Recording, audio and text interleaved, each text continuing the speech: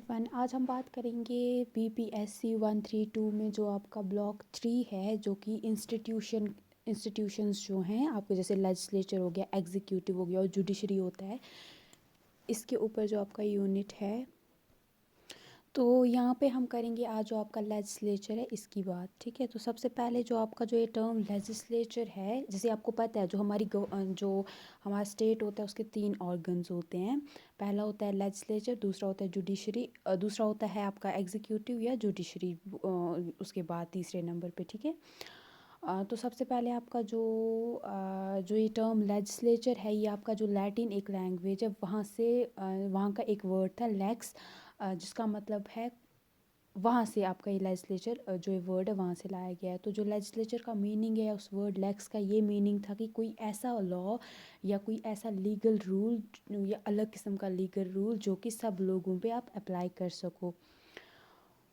और यहाँ पे उसके बाद ये बोल रहा है कि this rule is named legislation, और इस किस्म ऐसा जो ये रूल है इसको हम, या जो ये लॉ या रूल जिस तरीके से आप एक कंट्री को करते हो उसको हम लेजिस्लेशन बोलते हैं। उसके बाद इस जो इंस्टीट्यूशन है जो कि लोगों के लिए लॉज वगैरह बनाता है उसको हम लेजिस्लेचर बोलते हैं। जो लेजिस्लेचर होता है उसकी 2 किस्में होती हैं, एक होता है पार्लियामेंट्री, दूसरा होता है प्रेसिडेंशियल। और जो पार्लियामेंट्री मॉडल होता है, यहाँ पे जो एग्जीक्यूटिव होता है उसको जो भी लेजिस्लेचर के मेंबर्स होते हैं ना वो उसको खुद चुनते हैं, जैसे हमारे प्राइम मिनिस्टर को चुना जाता है ना उस तरीके से। और जो एग्जीक्यूटिव होता है उसको जो भी वो करेगा, जो भी उसने लॉज बनाए कुछ भी किए, वो वहाँ पे लेजिस्लेचर के जो मेंबर्स होते हैं उसको वो जवाब देना है एग्जीक्यूटिव को। उसके बाद दूसरा जो मैंने बोलता है प्रेसिडेंशियल होता है, यहाँ पे आपका जो है पावर्स अलग होती हैं, ठीक है। जो प्रेसिडेंट होता है वो हेड होता है सबका। और यहाँ पे जो इंडिया है हमारे, यहाँ पे आप देखोगे, यहाँ पे हमारे यहाँ पे 2 लेवल्स के लेजिस्लेचर होते हैं। लेजिस्लेचर 2 लेवल्स पे, एक होता है जो आपका यूनियन लेवल है, सेंट्रल लेवल, जहाँ पे आपका लोकसभा और राज्यसभा होता है। दूसरा आपका होता है या जिसको हम पार्लियामेंट भी बोलते हैं। और दूसरा होता है स्टेट, जहाँ पे आपके स्टेट लेजिस्लेचर्स होते हैं। उसके बाद जो आपका पार्लियामेंट ऑफ इंडिया है, ये आपके हमारे कॉन्स्टिट्यूशन में पहले से ही दिया गया है, और ये आपकी सुप्रीम अथॉरिटी है, ठीक है। ये सुप्रीम रिप्रेजेंटेटिव है लोगों का। यहाँ पे जो भी फैसले वगैरह लिए जाएंगे वो यहीं पे लिए जाते हैं, जो भी लॉज लोगों के लिए बनेंगे वो यहीं पे बनाए जाते हैं। और ये आपका हाईएस्ट लेजिस्लेटिव ऑर्गन है हमारे यहाँ पे, जहाँ पे लोगों का क्या ओपिनियन है वो यहाँ पे बोला जाता है थ्रू लोगों के रिप्रेजेंटेटिव्स के। तो अब हम बात करेंगे यूनियन लेजिस्लेचर की। तो जो हमारा आर्टिकल 79 है वो बोलता है, जो हमारी कॉन्स्टिट्यूशन का आर्टिकल 79 है, और ये जो यूनियन लेजिस्लेचर है बहुत इंपॉर्टेंट है, यहाँ पे आपके क्वेश्चन आ सकता है एग्ज़ाम में। तो जो आर्टिकल 79 है वो बोलता है कि जो हमारा जो पार्लियामेंट है इंडिया का, वो उसमें कौन कौन होंगे, उसमें प्रेसिडेंट होगा और उसमें 2 हाउसेस होंगे। एक होगा आपका लोअर हाउस जिसको हम लोकसभा बोलते हैं या हाउस ऑफ द पीपल भी बोलते हैं, और दूसरा होता है अपर हाउस जिसको हम राज्यसभा बोलते हैं या काउंसिल ऑफ स्टेट्स बोलते हैं, ठीक है। ये इसका जो हमारा पार्लियामेंट है वो 3 लोगों को या आप बोल सकते हो, या 3 चीज़ों को मिला के बनता है। सबसे पहले प्रेसिडेंट और 2 हाउसेस जो आपके राज्यसभा और लोकसभा। उसके बाद जो आपका लोकसभा है ना, इसको जो प्रेसिडेंट है वो इसको रोक सकते हैं, ठीक है, इसका डिसोल्यूशन कर सकते हैं। बट जो आपका राज्यसभा है वो परमानेंट चैम्बर है, उसको आप, जो आपका जो प्रेसिडेंट है आपके, वो उसको डिसॉल्व नहीं कर सकते हैं। और जो प्रेसिडेंट का ऑफिस है, हो सकता है बहुत बार प्रेसिडेंट की कभी डेथ हो जाती है या उनकी फैमिली में कोई प्रॉब्लम होती है तो अपनी ड्यूटी नहीं कर पाते हैं, तो ऐसा नहीं है कि जो उनका जो ऑफिस है वो खाली रहेगा, बल्कि वहाँ पे तब तक जो हमारे वाइस प्रेसिडेंट ऑफ इंडिया है वो एज अ प्रेसिडेंट एक्ट करेंगे। और जब तक नया प्रेसिडेंट, जल्दी से ही फिर नया प्रेसिडेंट भी इलेक्ट करना होता है, और जब तक हमारे प्रेसिडेंट वापस आते हैं तब तक जो वाइस प्रेसिडेंट ऑफ इंडिया है वो एज प्रेसिडेंट एक्ट करते हैं ऑफिस में। अब हम बात करेंगे सबसे पहले आपका जो प्रेसिडेंट है। तो जो आपका प्रेसिडेंट है वो इंटीग्रल पार्ट ऑफ हमारे पार्लियामेंट का होता है।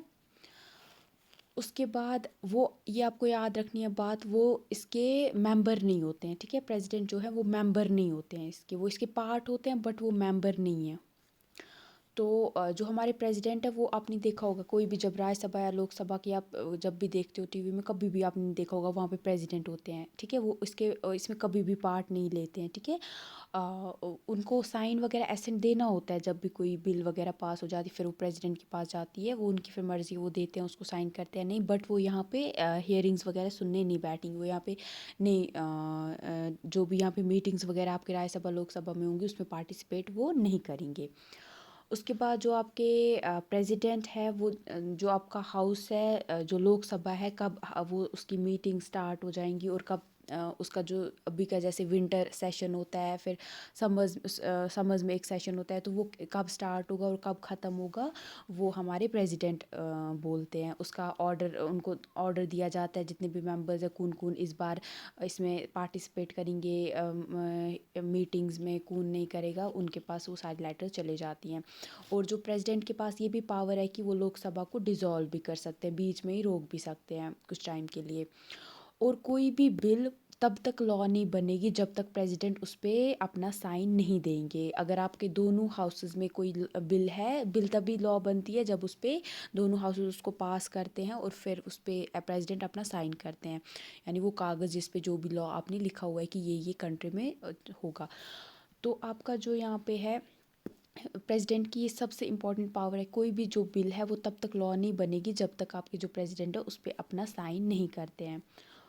और जो प्रेसिडेंट है उनके पास ये भी पावर है कि कभी होता है कि जो हमारा जो हाउसेस है वो सेशन में नहीं होते हैं, वो उस टाइम पे उनकी मीटिंग्स नहीं होती है, तो प्रेसिडेंट उस टाइम पे कोई उनको लगता है कि कोई लॉ ज़रूरी बनाना है ताकि हमारी जो सिचुएशन है कंट्री की वो ऑर्डर में रहे, अच्छे से रहे, पब्लिक ऑर्डर में रहे, तो उसके लिए वो उस टाइम पे कुछ टाइम के लिए एक लॉ बना सकते हैं। तो बाद में वो बिल्कुल जैसे हमारा पार्लियामेंट के बाद जो दोनों मतलब अच्छे से लॉ बन जाता है उसी तरीके से बनेगा, बट जैसे ही नया जो आपका है जो आपके जो पार्लियामेंट है वापस से सेशन में आएगा, तो फिर वहाँ पे उनकी उस लॉ के ऊपर बातें सुनी जाएंगी कि वो लॉ आगे कंटिन्यू होना चाहिए नहीं होना चाहिए। तो अगर वो बोलते हैं कंटिन्यू होना चाहिए तो वो लॉ बन जाता है, और नहीं तो फिर वो ख़त्म हो जाता है।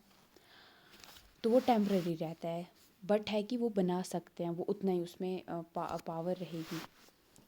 उसके बाद आता है आपका लोकसभा। तो जैसे आपका पार्लियामेंट है, यूनियन लेजिस्लेचर होता है ना, प्रेसिडेंट लोकसभा और राज्यसभा को मिला के बना, तो यहाँ पे आपका हो गया। अब आप बात करोगे, देखो इसको एक से, सॉरी सॉरी सॉरी, अब हम बात करेंगे लोकसभा की। तो आपका जो लोकसभा है जिसको आप लोअर हाउस या हाउस ऑफ द पीपल भी बोलते हो, और पॉपुलरली इसको हम क्या बोलते हैं, लोकसभा, हमारी डे टू डे लैंग्वेज में हम इसको लोकसभा ही बोलते हैं। तो यहाँ पे आपके जो लोग होते हैं लोकसभा में बैठते हैं, उनको हमारे जो हम खुद इलेक्ट करते हैं, ठीक है, जो लोग हैं वो उनको directly through universal adult franchise उनको इलेक्ट करते हैं। आपका जो लोकसभा है यहाँ पे कितने होते हैं, 530 मेंबर्स जो होते हैं वो डायरेक्टली आपके जो जहाँ पे इलेक्शंस हुए हैं, जिन भी कॉन्स्टिट्यूएंसीज में स्टेट्स की, वहाँ से इलेक्ट किए जाते हैं। और 20 और मेंबर, 530 तो ऑलरेडी हैं, 20 और जो मेंबर्स हैं वो आपके जितनी भी यूनियन टेरिटरीज होंगी आपके यहाँ पे, वहाँ से 20 और मेंबर्स को लाया जाता है। 530 हो गए आपके स्टेट्स के मेंबर्स इलेक्शन जहाँ पे हुआ है वहाँ से, और 20 मेंबर्स होंगे आपके यूनियन टेरिटरीज में से। और इसके साथ साथ जो प्रेसिडेंट है वो दो और मेंबर्स जो कि आपके एंग्लो इंडियन यानी जो ब्रिटिशर्स जो इंडिया में रह रहे हैं वो फिर इंडिया के साथ ही हैं, तो वो वाले जो इंडिया में रह रहे हैं तो वहाँ से भी दो मेंबर्स को आप जो है आपके प्रेसिडेंट नॉमिनेट कर सकते हैं। या अगर लगता है प्रेसिडेंट को कि वो जो कम्युनिटी है उसको अच्छे से रिप्रेजेंटेशन नहीं मिल रही है, तो वो जो प्रेसिडेंट है वो दो मेंबर्स वहाँ से ला सकते हैं। और जो आपका कहाँ पे किस स्टेट के कितने मेंबर्स होंगे, कितने वो होगा, वो डिपेंड करता है कि आपका यहाँ पे एक प्रिंसिपल ऑफ टेरिटोरियल रिप्रेजेंटेशन है, यानी यहाँ पे क्या किया जाता है, यहाँ पे जो भी जिस स्टेट की कितनी पॉपुलेशन होगी उसके हिसाब से आपके लोकसभा में मेंबर्स होते हैं उस स्टेट में से, ठीक है। अगर आपके स्टेट में आपके स्टेट की कम पॉपुलेशन है तो आपके मेंबर्स भी कम होंगे। अगर आपके स्टेट की पॉपुलेशन बहुत ज़्यादा है तो आपके जो लोकसभा में मेंबर्स होंगे आपके स्टेट के वो बहुत सारे होंगे। ये आपको बात याद रखनी है। तो यहाँ पे आपके जो ये लोकसभा के मेंबर्स हैं इनको आप on the basis of adult franchise, यानी जब भी कोई भी हम आप उस स्टेट का जो भी बंदा है 18 साल का हो गया होगा तो वो उसको वोट देता है और फिर वो मेंबर बनता है। अगर वो उसके बाद वो आपके यहाँ के मेंबर बन जाते हैं। उसके बाद आपका जो ये टेन्योर होता है कितने साल के लिए उसके मेंबर रहेंगे, 5 साल तक रहते हैं। और जो लोअर हाउस कब तक रहेगा, यानी वो मेंबर्स कब तक उधर रहेंगे, 5 साल तक। और जो प्रेसिडेंट है उनके पास ये पावर है कि वो उसको डिज़ोल्व भी बीच में रोक भी सकते हैं। उसके बाद अगर आपको मेंबर बनना है आपके इसका, तो आप हाँ, तो आपकी एज सबसे पहले, अगर आपको मेंबर ऑफ लोकसभा बनना है तो आपकी एज सबसे पहले आपको सिटीज़न ऑफ इंडिया होना पड़ेगा। उसके बाद आपकी एज जो है 25 ईयर्स की हो गई हो। उसके बाद आपके पास जितनी भी आपके हमारे कानूनी जितनी भी क्वालिफ़िकेशंस रखी हैं वो सारी आपके पास हों, आप पोजेस करते हो। उसके बाद आप नी इलेक्शन, मतलब a candidate is free to contest from any, और आपके पास ये एक चॉइस है कि आप किसी भी कॉन्स्टिट्यूएंसी है जो किसी भी स्टेट की, वहाँ से आप इंडिया के इलेक्शन में खड़े हो सकते हो। और इसके साथ साथ आपके हमारा जो कॉन्स्टिट्यूशन है उसने कुछ और ऐसे भी बहुत बार होता है ना कि कोई जैसे स्कूल में अगर आपने कुछ गलत किया तो आपको स्कूल से निकाल देते हैं, तो सेम यहाँ पे भी है। यहाँ पे भी आपको कुछ ऐसी हमारे कॉन्स्टिट्यूशन में बात बोली गई है, अगर कोई मेंबर ऐसी हरकतें करता है तो उसको वो मेंबर फिर नहीं रहेगा पार्लियामेंट का। सबसे पहले आपको जो कोई भी मेंबर होगा वो दोनों हाउसेस का मेंबर नहीं हो सकता। उसको अगर वो है तो उसको एक में से हटना पड़ेगा, तो किसी एक का ही मेंबर होना पड़ेगा। उसके बाद है आपका अगर कोई मेंबर विदाउट परमिशन 60 डेज़ तक एब्सेंट रहता है, तो अगर उसने परमिशन ली है तो नहीं होगा कोई भी मसला, बट अगर वो परमिशन के बगैर 60 डेज़ तक एब्सेंट रहता है लोकसभा में, तो फिर वो मेंबर नहीं रहेंगे। उसके बाद अगर आपकी जो आप खुद से किसी और कंट्री की सिटीजनशिप ले लेते हो, किसी और कंट्री के सिटीज़न बन जाते हो, तो आप जो है यहाँ के पार्लियामेंट के मेंबर नहीं रहोगे। और अगर आप हमारी कंट्री को लगता है कि अगर आप किसी और कंट्री के लिए, अगर यहाँ पे हम पे मतलब हमारी कंट्री पे नज़र रख रहे हो, कुछ उसकी हेल्प कर रहे हो, किसी फॉरेन कंट्री के स्टेट के अंडर हो, तो यानी यहाँ पे बोला under any acknowledgement of allegiance to a foreign state, तो आप मेंबर नहीं रहोगे। ये कुछ ये डिस्क्वालिफिकेशंस है जिनसे आप क्या हो जाओगे, मेंबर नहीं रहोगे लोकसभा के। अब बात करेंगे हम राज्यसभा की, जिसको आप house of representatives of people states भी बोलते हो। तो सबसे पहले यहाँ पे आपके जो हैं, या जो राज्यसभा या काउंसिल ऑफ स्टेट्स है, यहाँ पे आपके 250 मेंबर्स होते हैं, ठीक है। टोटल 250 यानी 250 मेंबर्स होते हैं। और इस 250 में से जो 12 मेंबर्स होते हैं वो आपके जो प्रेसिडेंट हैं वो ऐसे लोगों को चुनते हैं जिनके पास स्पेशल नॉलेज, अच्छी नॉलेज होती है, या वो नॉलेज साइंस में हो सकती है, लिटरेचर में, आर्ट में, या सोशल सर्विस में। तो ऐसे प्रेसिडेंट कोई 12 मेंबर्स ढूंढेंगे और उनको आपका यहाँ पे 250 में से 12 सीट्स दे देंगे। तो बाकी के जो रिमेनिंग मेंबर्स होंगे, 12 अगर इसमें से 250 में से काटेंगे, तो बाकी जो होंगे वो आपके कहाँ से चुने जाते हैं, स्टेट लेजिस्लेटिव असेंबलीज होती हैं, वहाँ पे एक स्टेट की कितनी पॉपुलेशन है उसके हिसाब से मेंबर्स को चुना जाता है। तो जो राज्यसभा है वो आपका इनडायरेक्ट इलेक्शन वाली मेथड करता है। यहाँ पे क्या होता है, सारे स्टेट्स में आपके हर एक स्टेट में से सेम मेंबर्स नहीं होंगे। अगर आप नागालैंड से हो तो आपके अगर जितने आपके यहाँ पे ज़रूरी नहीं है कि यूपी के जितने मेंबर्स होंगे राज्यसभा में उतने आपके भी हों। तो ये यहाँ पे जितनी आपकी पॉपुलेशन होगी उसी हिसाब से आपके मेंबर्स भी यहाँ पे होंगे।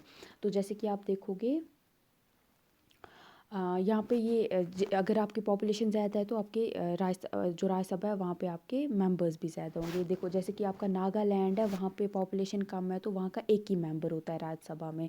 वहीं पे उत्तर प्रदेश है, यहाँ पे पॉपुलेशन बहुत ज़्यादा है तो उत्तर प्रदेश के 34 मेंबर्स है हमारे राज्यसभा में। तो इस हिसाब से आप लगा सकते हो अंदाज़ा। उसके बाद है आपका जो आपका राज्यसभा है ना, इसको ये एक परमानेंट बॉडी है। इसको आप जो प्रेसिडेंट है इसको डिज़ोल्व नहीं कर सकते हैं, ख़त्म नहीं कर सकते हैं, बीच में रोक नहीं सकते हैं। उसके बाद यहाँ पे आपके 1/3 जो मेंबर्स हैं ना, यानी अगर 250 मेंबर्स हैं इसके, उसमें से 83 जो मेंबर्स होंगे वो हर 2 साल के बाद रिटायर हो जाएंगे, ठीक है। हर 2 साल के बाद वो रिटायर हो जाएंगे। और जो राज्यसभा है वो 6 साल तक रहता है, ठीक है। ये आपको जो मेंबर्स होते हैं यहाँ पे वो 6 साल तक यहाँ पे रहते हैं। अगर वो बीच में रिज़ाइन वगैरह या डिस्क्वालीफाई हो जाते हैं वो अलग बात है, बट वो मेंबर अगर रहना चाहे तो वो 6 साल तक रह सकते हैं।